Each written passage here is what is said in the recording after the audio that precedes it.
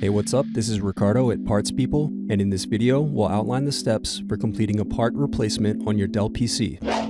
Visit our website and use this coupon for a 5% off discount.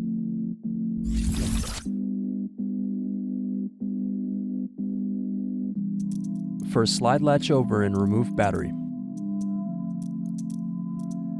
Next, remove keyboard and bottom base screws.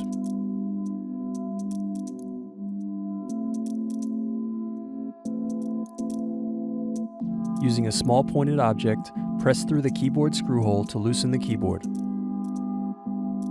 Then turn over and unplug keyboard. Next, remove screws under keyboard. Then turn over laptop and remove bottom base.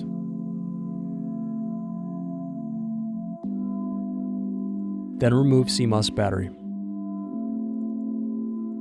Thanks for watching. Don't forget to like and subscribe if you enjoyed this video. And if you need more, check out this playlist to watch other tutorials for your laptop.